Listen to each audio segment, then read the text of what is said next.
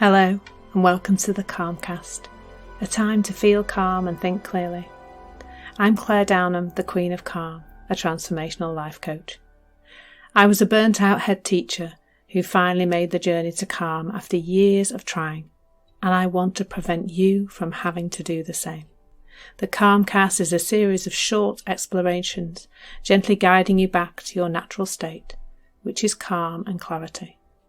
Just listen like you would listen to music, with an open mind and curiosity. There's nothing else to do. Now let's relax into today's episode. So today I've been inspired to talk about self-love. I've got a bit of a history with that concept. I remember when I first started my journey into moving from being a hypnotherapist to being a coach, I was considering my niche.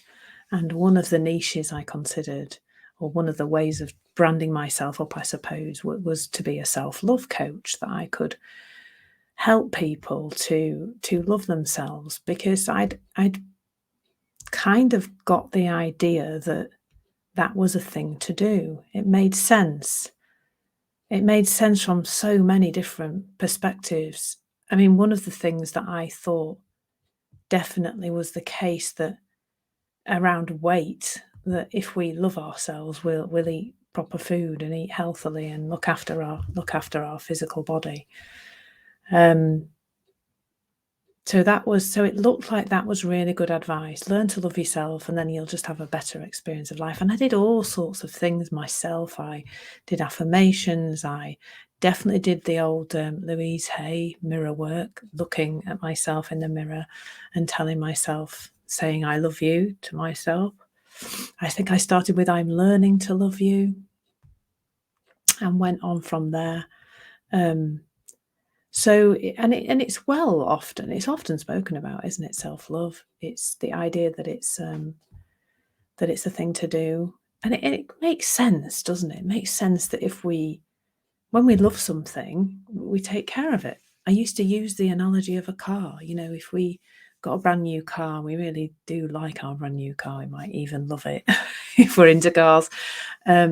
We would really look after that car. We get it cleaned. We look after it well. We take it to our services and things like that to look after it. And I guess that's the concept that kind of looks like we can apply to ourselves. So, but I'm starting to see this in a really different way now. When we think about the idea of you loving yourself, if we've got a sentence with the word you in it twice, it seems to me that there's something, this you, this self, this thing that we think we are, trying to love itself.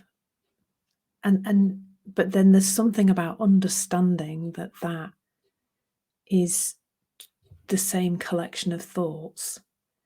It's the same old conditioned thinking. And I suspect that's why it's really, really hard to learn to love yourself. I'd love to hear from you if you've tried it.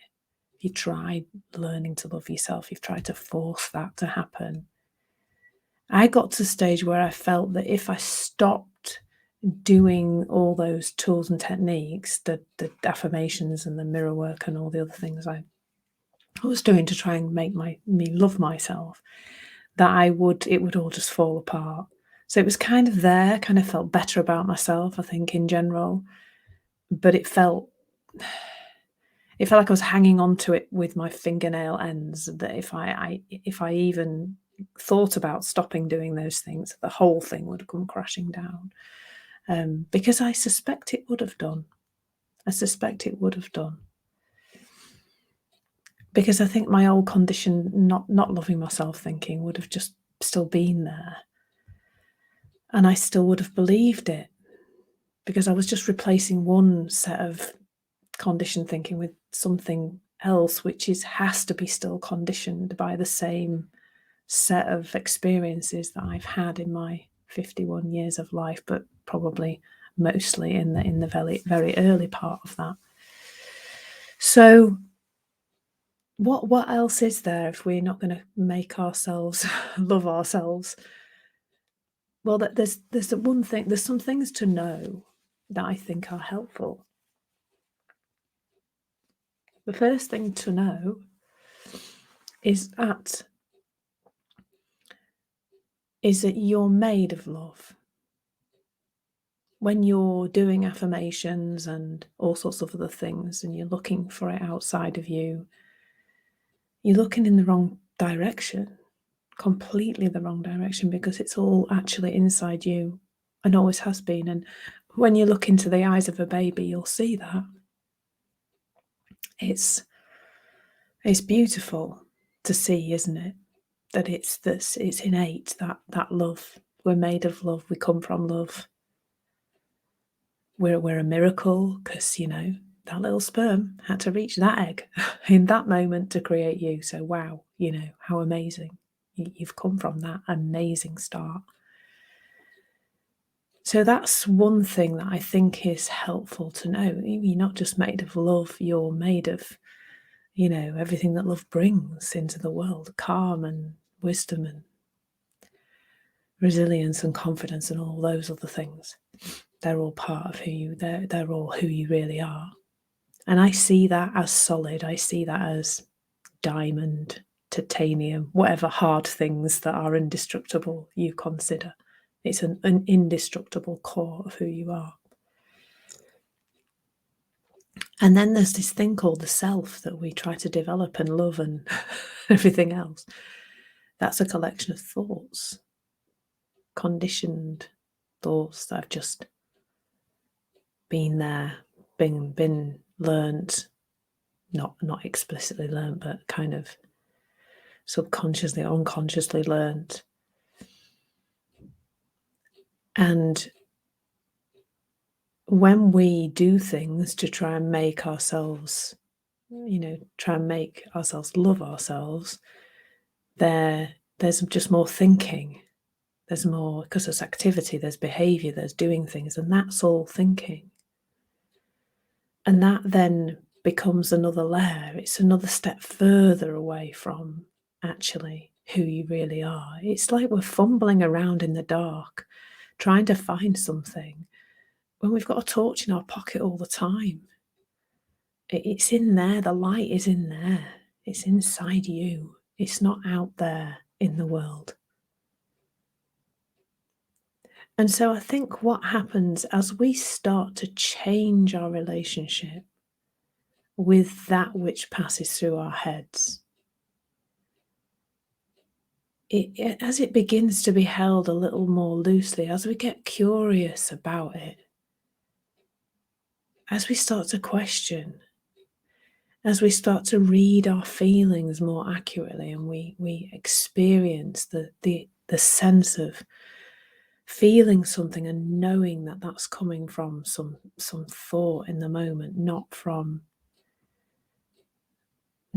us being broken, or not from the outside world. As we start to understand this system and how it works, there's a natural falling away of that which is stopping you connecting to love, which is who you really are and what you're made of.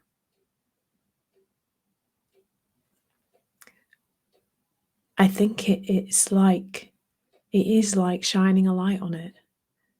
You know that phrase, you can't unsee that. Once you've started to see the cracks in this noise in your head, once you've started to see that it's actually got no truth in it about you, falling into a space of love, of not just of yourself, not just of you, but just it not needing to be specific. It's just this feeling of love that can be there in every aspect of your life, because you're connecting back to your essence, back to who you really are, back to love. But that is harder to do if you're looking in the wrong direction, if you're adding more and more thinking and things to do and everything else into your head. Then it does become increasingly difficult to see and connect to love. but it's possible when we start to see who we really are. Thank you so much for listening.